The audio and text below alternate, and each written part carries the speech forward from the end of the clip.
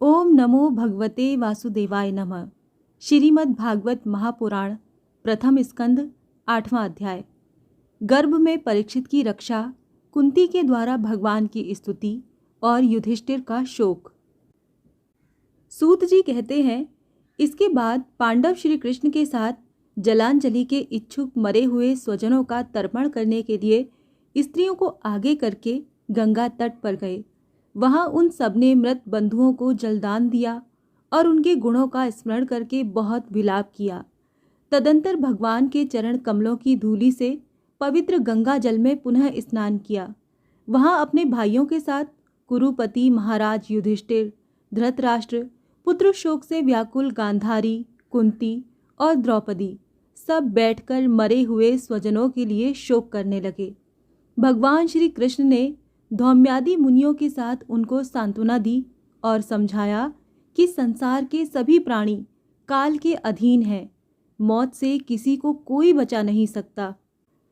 इस प्रकार भगवान श्री कृष्ण ने अजात शत्रु महाराज युधिष्ठिर को उनका वो राज्य जो धूर्तों ने छल से छीन लिया था वापस दिलाया तथा द्रौपदी के केशों का स्पर्श करने से जिनकी आयु क्षीण हो गई थी उन दुष्ट राजाओं का वध कराया।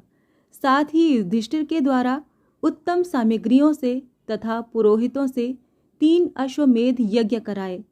इस प्रकार युधिष्ठिर के पवित्र यश को 100 यज्ञ करने वाले इंद्र के यश की तरफ सब ओर फैला दिया। इसके बाद भगवान श्री कृष्ण ने वहां से जाने का विचार किया। उन्होंने इसके लिए पांडवों से विदा ली और व्यास आदि ब्राह्मणों का सत्कार किया। उन लोगों ने भी भगवान का बड़ा ही सम्मान किया। तदंतर सात्विक और उद्धव के साथ द्वारका जाने के लिए वो रथ पर सवार हुए। उसी समय उन्होंने देखा कि उत्तरा भय से विहल होकर सामने से दौड़ी चली आ रही है। उत्तरा ने कहा, देवादिदेव जगदीश्वर, आप महायोगी हैं, आप मेरी रक्षा कीजिए, रक्षा कीजिए। आपके अतिरिक्त इस लोक में मुझे अभय देने वाला और कोई नहीं है, क्योंकि यहाँ सभी परस्पर एक दूसरे की मृत्यु के निमित्त बन रहे हैं। प्रभो, आप सर्वशक्तिमान हैं। ये दहकते हुए लोहे का वाण मेरी ओर दौड़ा आ रहा है। स्वामिन, ये मुझे भले ही जला डाले, परंतु मेरे गर्भ को नष्ट न करे, ऐसी कृपा कीजिए। सूत जी कहते हैं, भक्त वत्सल भगवान श्री कृष्ण उसकी बात सुनते ही जान गए कि अश्वत्थामा ने पांडवों के वंश को निर्जीव करने के लिए ब्रह्मास्त्र का प्रयोग किया है। शौनक जी, उसी समय पांडवों ने भी देखा कि जलते हुए 5 बाण हमारी ओर आ रहे हैं, इसीलिए उन्होंने भी अपने अपने अस्त्र उठा लिए। सर्वशक्तिमान भगवान श्री कृष्ण ने अपने अनन्य प्रेमियों पर, शरणागत भक्तों पर बहुत बड़ी विपत्ति आई जानकर अपने निज अस्त्र सुदर्शन चक्र से उन निज जनों की रक्षा की। योगेश्वर श्री कृष्ण समस्त प्राणियों के हृदय में विराजमान आत्मा है। उन्होंने उत्तरा के गर्भ को पांडवों की वंश परंपरा चलाने के लिए अपनी माया के कवच से ढक दिया। शौनक जी, यद्यपि ब्रह्मास्त्र अमोघ है और उसके निवारण का कोई उपाय भी नहीं है, फिर भी भगवान श्री कृष्ण के तेज के सामने आकर वो शांत हो गया। ये कोई आश्चर्य की बात नहीं समझनी चाहिए, क्योंकि भगवान तो सर्वाश्चर्यमय हैं। वे ही अपनी निज शक्ति माया से स्वयं अजन्मा होकर भी इस संसार की सृष्टि, रक्षा और संहार करते हैं। जब भगवान श्री कृष्ण जाने लगे, तब ब्रह्मास्त्र की ज्वाला से मुक्त अपने पुत्रों के और द्रौपदी के साथ सती कुंती ने भगवान श्री कृष्ण की इस प्रकार स्तुति की। कुंती ने कहा, आप समस्त जीवों के बाहर और भीतर एक रस स्थित हैं, फिर भी इंद्रियों और वृत्तियों से देखे नहीं जाते, क्योंकि आप प्रकृति से परे आदि पुरुष परमेश्वर हैं। मैं आपको नमस्कार करती हूँ। इंद्रियों से जो कुछ जाना जाता है उसकी तह में आप विद्यमान रहते हैं और अपनी ही माया के पर्दे से अपने आप को ढके रहते हैं। मैं अबोध नारी आप अविनाशी पुरुषोत्तम को भला कैसे जान सकती हूँ? जैसे मूढ़ लोग दूसरा वेश धारण किए हुए नट को प्रत्यक्ष देखकर भी नहीं पहचान सकते, वैसे ही आप दिखते हुए भी नहीं दिखते। आप शुद्ध हृदय वाले, विचारशील, जीवन मुक्त, परमहंसों के हृदय में अपनी प्रेममयी भक्ति का सृजन करने के लिए अवतीर्ण हुए हैं। फिर हम अल्पबुद्धि स्त्रियां आपको कैसे पहचान सकती हैं? आप श्री कृष्ण, वासुदेव, देवकी नंदन, नंद गोप के लाडले लाल गोविंद को हमारा बारंबार प्रणाम है, जिनकी नाभि से ब्रह्मा का जन्म स्थान कमल प्रकट हुआ है, जो सुंदर कमलों की माला धारण करते हैं, जिनके नेत्र कमल के समान विशाल और कोमल हैं, जिनके चरण कमलों में कमल का चिन्ह है। श्री कृष्ण, ऐसे आपको मेरा बार बार नमस्कार है। ऋषिकेश, जैसे आपने दुष्ट कंस के द्वारा कैद की हुई और चिरकाल से शोकग्रस्त देवकी की रक्षा की थी, वैसे ही पुत्रों के साथ मेरी भी आपने बार बार विपत्तियों से रक्षा की है। आप ही हमारे स्वामी हैं, आप सर्वशक्तिमान हैं। श्री कृष्ण, कहाँ तक गिनाऊं? विष से, लाक्षागृह की भयानक आग से, हिडिंब आदि राक्षसों की दृष्टि से, दुष्टों की द्यूत सभा से, वनवास की विपत्तियों से और अनेक बार के युद्धों में अनेक महारथियों के शस्त्रों से और अभी अभी इस अश्वत्थामा के ब्रह्मास्त्र से भी आपने ही हमारी रक्षा की है। जगत गुरु, हमारे जीवन में सर्वदा पद पद पर विपत्तियां आती रहीं, क्योंकि विपत्तियों में ही निश्चित रूप से आपके दर्शन हुआ करते हैं, और आपके दर्शन हो जाने पर फिर जन्म मृत्यु के चक्कर में नहीं आना पड़ता। ऊंचे कुल में जन्म, ऐश्वर्य, विद्या और संपत्ति के कारण जिसका घमंड बढ़ रहा है, वो मनुष्य तो आपका नाम भी नहीं ले सकता, क्योंकि आप तो उन लोगों को दर्शन देते हैं जो अकिंचन हैं। आप निर्धनों के परम धन हैं। माया का प्रपंच आपका स्पर्श भी नहीं कर सकता। आप अपने आप में ही विहार करने वाले परम शांत स्वरूप हैं। आप ही कैवल्य मोक्ष के अधिपति हैं। आपको मैं बार बार नमस्कार करती हूँ। मैं आपको अनादि, अनंत, सर्वव्यापक, सबके नियंता, काल रूप परमेश्वर समझती हूँ। संसार के समस्त पदार्थ और प्राणी आपस में टकराकर विषमता के कारण परस्पर विरुद्ध हो रहे हैं, परंतु आप सब में समान रूप से विचर कर रहे हैं। भगवान, आप जब मनुष्यों की सी लीला करते हैं, तब आप क्या करना चाहते हैं, ये कोई नहीं जानता। आपका कभी कोई न प्रिय है और न अप्रिय। आपके संबंध में लोगों की बुद्धि ही विषम हुआ करती है। आप विश्व के आत्मा हैं, विश्व रूप हैं। न आप जन्म लेते हैं और न कर्म ही करते हैं। फिर भी पशु, पक्षी, मनुष्य, ऋषि, जलचर आदि में आप जन्म लेते हैं और उन योनियों के अनुरूप दिव्य कर्म भी करते हैं।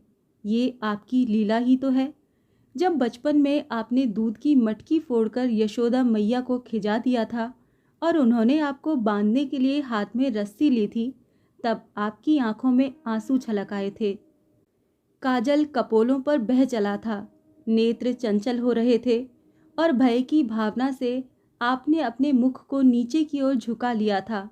आपकी उस दशा का, लीला छवि का ध्यान करके मैं मोहित हो जाती हूँ। भला जिससे भय भी भय मानता है, उसकी ये दशा। आपने अजन्मा होकर भी जन्म क्यों लिया है, इसका कारण बतलाते हुए कोई महापुरुष यूं कहते हैं, जिसे मलयाचल की कीर्ति का विस्तार करने के लिए उसमें चंदन प्रकट होता है, वैसे ही अपने प्रिय भक्त पुण्य श्लोक राजा यदु की कीर्ति का विस्तार करने के लिए ही आपने उनके वंश में अवतार ग्रहण किया है। दूसरे लोग यूं कहते हैं कि वासुदेव और देवकी ने पूर्व जन्म में सुतपा और प्रश्नि के रूप में आपसे यही वरदान प्राप्त किया था, इसीलिए आप अजन्मा होते हुए भी जगत के कल्याण और दैत्यों के नाश के लिए उनके पुत्र बने हैं। कुछ और लोग यूं कहते हैं कि ये पृथ्वी दैत्यों के अत्यंत भार से समुद्र में डूबते हुए जहाज की तरह डगमगा रही थी, पीड़ित हो रही थी। तब ब्रह्मा की प्रार्थना से उसका भार उतारने के लिए ही आप प्रकट हुए। कोई महापुरुष यूं कहते हैं कि जो लोग इस संसार में अज्ञान, कामना और कर्मों के बंधन में जकड़े हुए पीड़ित हो रहे हैं, उन लोगों के लिए श्रवण और स्मरण करने योग्य लीला करने के विचार से ही आपने अवतार ग्रहण किया है। भक्तजन बार बार आपके चरित्र का श्रवण, गान, कीर्तन एवं स्मरण करके आनंदित होते रहते हैं। वे ही अविलंब आपके उस चरण कमल का दर्शन कर पाते हैं जो जन्म मृत्यु के प्रवाह को सदा के लिए रोक देता है। भक्त वांछा कल्पतरु प्रभो, क्या अब आप अपने आश्रित और संबंधी हम लोगों को छोड़कर जाना चाहते हैं? आप जानते हैं कि आपके चरण कमलों के अतिरिक्त हमें और किसी का सहारा नहीं है। पृथ्वी के राजाओं के तो हम यूं ही विरोधी हो गए हैं। जैसे जीव के बिना इंद्रियां शक्तिहीन हो जाती हैं, वैसे ही आपके दर्शन बिना यदुवंशियों के और हमारे पुत्र पांडवों के नाम तथा रूप का अस्तित्व ही क्या रह जाता है। गदाधर, आपके विलक्षण चरण चिन्हों से चिन्हित यह कुरु जांगल देश की भूमि आज जैसी शोभायमान हो रही है, वैसी आपके चले जाने के बाद न रहेगी। आपकी दृष्टि के प्रभाव से ही ये देश पकी हुई फसल तथा लता वृक्षों से समृद्ध हो रहा है। ये वन, पर्वत, नदी और समुद्र भी आपकी दृष्टि से ही वृद्धि को प्राप्त हो रहे हैं। आप विश्व के स्वामी हैं, विश्व के आत्मा हैं और विश्व रूप हैं। यदुवंशियों और पांडवों में मेरी बड़ी ममता हो गई है। आप कृपा करके स्वजनों के साथ जोड़े हुए इस स्नेह की दृढ़ फांसी को काट दीजिए। श्री कृष्ण, जैसे गंगा की अखंड धारा समुद्र में गिरती रहती है, वैसे ही मेरी बुद्धि किसी दूसरी ओर न जाकर आपसे ही निरंतर प्रेम करती रहे। श्री कृष्ण, अर्जुन के प्यारे सखा, यदुवंश शिरोमणे, आप पृथ्वी के भार रूप राजवेशधारी दैत्यों को जलाने के लिए अग्नि स्वरूप हैं। आपकी शक्ति अनंत है। गोविंद, आपका ये अवतार गौ, ब्राह्मण और देवताओं का दुख मिटाने के लिए ही है। योगेश्वर, चराचर के गुरु भगवन, मैं आपको नमस्कार करती हूँ। सूत जी कहते हैं, इस प्रकार कुंती ने बड़े मधुर शब्दों में भगवान की अधिकांश लीलाओं का वर्णन किया। ये सब सुनकर भगवान श्री कृष्ण अपनी माया से उसे मोहित करते हुए से मंद मंद मुस्कुराने लगे। उन्होंने कुंती से कह दिया, अच्छा ठीक है, और रथ के स्थान से ही वो हस्तिनापुर लौट आए। वहाँ कुंती और सुभद्रा आदि देवियों से विदा लेकर जब वो जाने लगे, तब राजा युधिष्ठिर ने बड़े प्रेम से उन्हें रोक लिया। राजा युधिष्ठिर को अपने भाई बंधुओं के मारे जाने का बड़ा शोक हो रहा था। भगवान की लीला का मर्म जानने वाले व्यास आदि महर्षियों ने और स्वयं अद्भुत चरित्र करने वाले भगवान श्री कृष्ण ने भी अनेकों इतिहास कहकर उन्हें समझाने की बहुत चेष्टा की, परंतु उन्हें सांत्वना न मिली, उनका शोक न मिटा। शौनकादि ऋषियों, धर्मपुत्र राजा युधिष्ठिर को अपने स्वजनों के वध से बड़ी चिंता हुई। वो अविवेक युक्त चित्त से स्नेह और मोह के वश में होकर कहने लगे, भला मुझ दुरात्मा के हृदय में बद्ध मूल हुए इस अज्ञान को तो देखो। मैंने सियार कुत्तों के आहार इस अनात्मा शरीर के लिए अनेक अक्षौहिणी सेना का नाश कर डाला। मैंने बालक, ब्राह्मण, संबंधी, मित्र, चाचा, ताऊ, भाई, बंधु और गुरुजनों से द्रोह किया। करोड़ों वर्षों से भी नरक से मेरा छुटकारा नहीं हो सकता। यद्यपि शास्त्र का वचन है कि राजा यदि प्रजा का पालन करने के लिए धर्म युद्ध में शत्रुओं को मारे तो उसे पाप नहीं लगता, फिर भी इससे मुझे संतोष नहीं होता। स्त्रियों के पति और भाई बंधुओं को मारने से उनका मेरे द्वारा यहाँ जो अपराध हुआ है, उसका मैं गृहस्थोचित यज्ञ यज्ञादि के द्वारा मार्जन करने में भी समर्थ नहीं हूँ। जैसे कीचड़ से गंदला जल स्वच्छ नहीं किया जा सकता, मदिरा से मदिरा की अपवित्रता नहीं मिटाई जा सकती, वैसे ही बहुत से हिंसा बहुल यज्ञों के द्वारा एक भी प्राणी की हत्या का प्रायश्चित नहीं किया जा सकता। प्रथम स्कंद का 8वां अध्याय यहाँ समाप्त होता है। ओम नमो भगवते वासुदेवाय नमः।